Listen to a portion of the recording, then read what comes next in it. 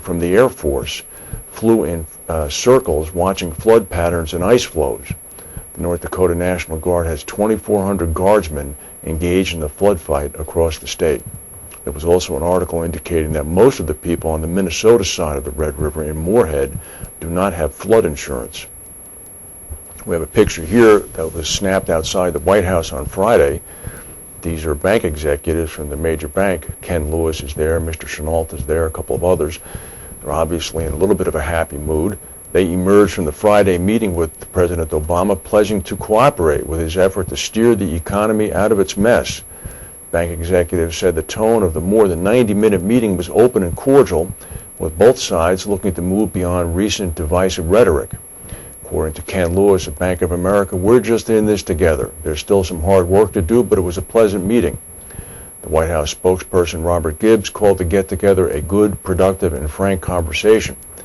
One bank executive said the meeting was free of drama.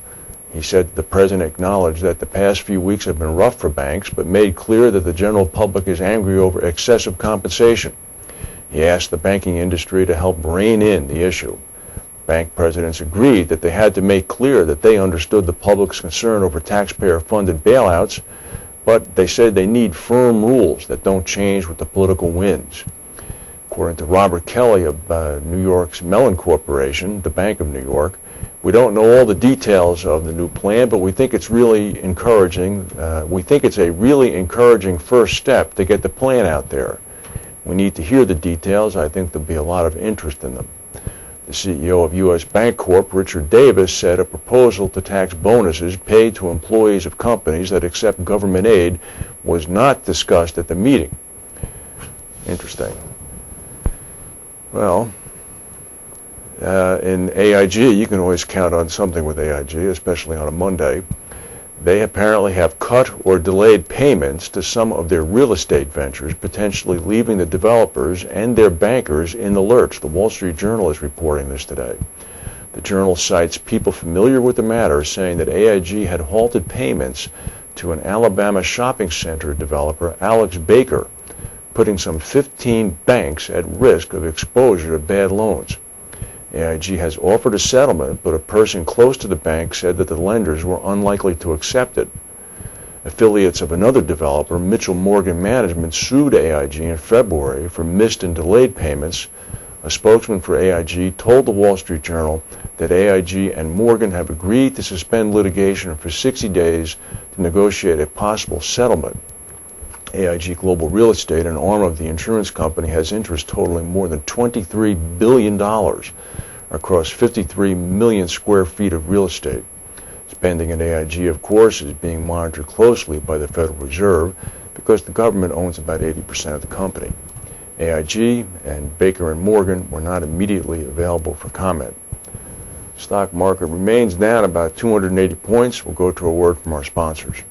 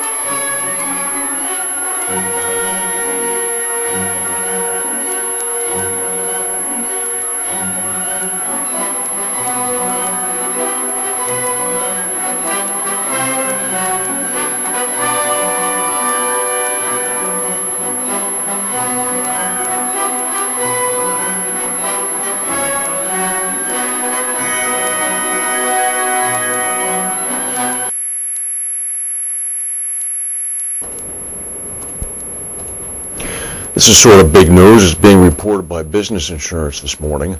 According to Business Insurance, Marsh last week began asking clients to sign off on new client service agreements that include a $10 million cap on the broker's professional liability. The move brings Marsh in line with other professional service firms such as accountants, actuaries, and investment bankers, and according to Marsh, is not about any widespread problem at the company. They say it's prudent risk management. The cap will not affect most clients bringing errors and omission claims against Marsh. This is again according to the company. However, it will protect Marsh from low-frequency, high-severity claims that could negatively impact the bottom line at the company. Claims of willful misconduct and gross negligence are excluded from the cap.